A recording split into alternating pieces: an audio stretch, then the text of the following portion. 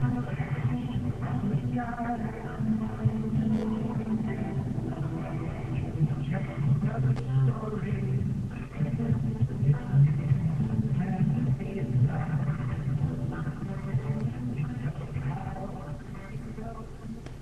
right, good morning, ladies and gentlemen. Welcome to another edition of the Free American Hour. I'm your host, Clay Douglas. My guest today is Michael Coffman, and Michael has, he's been an author for a number of years. We featured his books, sold his books in the Free American magazine. Michael, welcome to the Free American Hour. Well, thank you. I appreciate it. You've got a new book out. It's called Rescuing a Broken America. But before we get into that, you've been writing about this whole New World Order for some time, haven't you? That's correct, since the early 1990s. And what conclusions? You know, I published the first Free American magazine back in 1994, and I said we've got a plan. There's a well-documented plan for one world government, and we've, I've been trying to cover that ever since, and that's why I had a full-page ad for your books in the magazine. Tell us a little bit about those books that you've written in the past. Well, Saviors of the Earth was my first main book. I had a previous book to that called Environmentalism, the Door to a New World Order. But Saviors to the Earth was a very good seller back in the 1990s, and it really described what was the motivating factor behind the environmental movement and what they were doing and how it was destroying our liberties and freedom. And basically, if you do not understand that the leadership within the environmental movement, I'm not talking about every environmentalist, but the leadership within the environmental movement is a pantheist.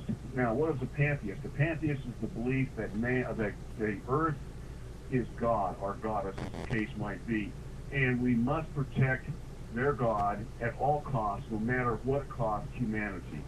And so every regulation and rule that you have seen coming out in law, that you've seen coming out over the last 20 years, has been oriented in protecting nature from mankind without a whole lot of consideration given to mankind's needs. Almost every situation is derived in the way that man has to be second place to the preceding needs of nature. Now, I've got a PhD in ecosystems analysis, and I've worked in this field for about 25 years before I started my own business, leading multi-million-dollar research efforts and so forth.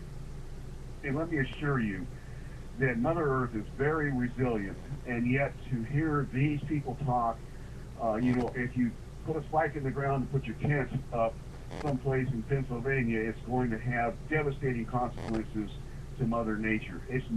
Mother Nature is not that sensitive. It's not close to even being that sensitive. In fact, we can actually improve the health of forests and landscapes through management over what Mother Nature herself can do. And yet they do not recognize this. They do not allow any kind of mankind's activities. The only thing that they will allow is basically in certain designated areas some degree of farming and so forth, really highly regulated urban living and suburban living, so that you will not hurt and harm Mother Nature. If you look at what the environmentalists have said over the last 20 to 30 years, almost every message, they may couch it in a way that doesn't make it sound so bad, but at the same time, they are literally attempting to do this. And I've actually written a couple other books. In fact, the book that I just came out with a few weeks ago, Rescuing a Broken America, is a book that I wrote back in the early 2000s, but it was over 1,000 pages long. I never even published it because it was too long. It would not sell. It was not worth the effort. But when I saw what the Obama administration was doing and the classic examples that he was giving that were centered in that book, I condensed that book down to a little over 200 pages, and is now published. I've gotten rave reviews back from people who have actually read it. It explains really for the first time for most people what has actually happened to the United States, how it's happened, why we are so deeply divided, what the intent is, who's involved, how they have done it, and finally how we can stop this madness that is going on in Washington, D.C. right now. Now, I've just put this up. I've just redesigned my website, and we can people can get your book by going to freeamerican.com. They can hear the show by clicking on to Michael Coffman, and they can buy your book by clicking on right below your name to the link there to your book. But I just put up on my website about Senate Bill S510. It's the Food Safety Modernization Act of 2010, and I say it could be the most dangerous bill in the history of the United States. If accepted, S510 would preclude the public's right to grow, own, trade, transport, share, feed, and each and every food that nature makes. You know, I'm not aware of 510, but it does not surprise me whatsoever.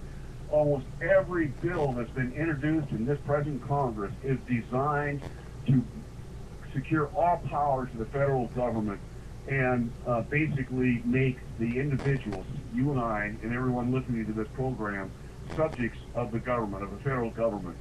That, in fact, is probably the primary reason why the federal government is suing Arizona, because Arizona is standing on states' rights, and they do not want the states to have any rights. They want them to be an administrative unit of the federal government.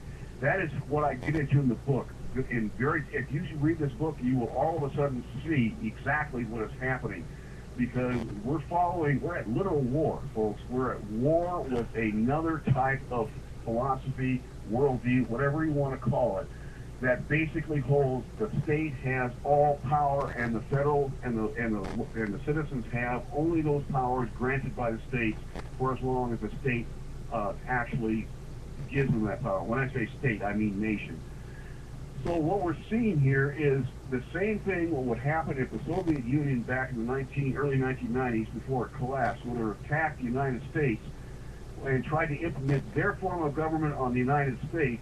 We would have gone to all-out war to stop it. And yet the same exact thing is happening today with these power elites at the international level to try to create a Soviet type of government upon us, and we're just letting it happen. You know, I've got this on here. Just on my website. This is I put up this morning. The deal has already been signed, and that would be like the North American Union, the North American Community that the Council on Foreign Relations recommended. And the last thing George Bush did was give away $2 trillion to the banksters.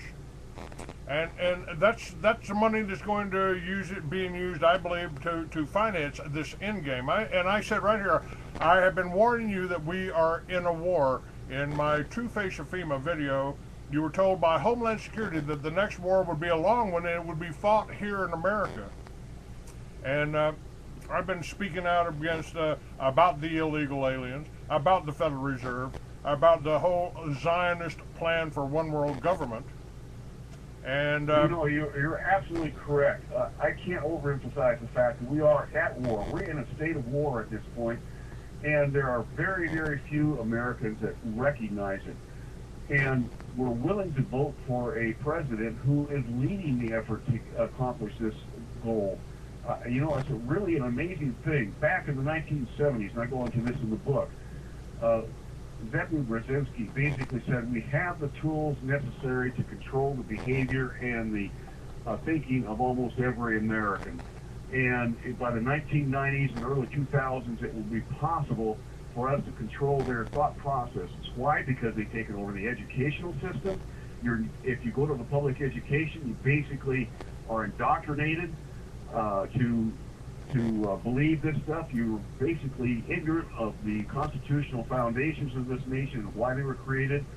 The judicial system is heavily loaded to these progressives who hold this and are making new laws as they go along. The Congress now is loaded with these. We got to start with the Congress this November and just get rid of all the rascals out of there and get people in there that will uphold the Constitution. I can go down the list. You know what the list is. Yes, sir. It really must be done because we are in the final stages of this. If we do not stop it in November so that at least it cannot progress any further, we can't solve the problem in November, but at least it can't progress any further, I don't think we'll ever get this nation back because it'll be so far down the road the Constitution will be absolutely useless Some people say it is already. I do not believe that. I've seen evidence where and I talk about this in the book, evidence where you can use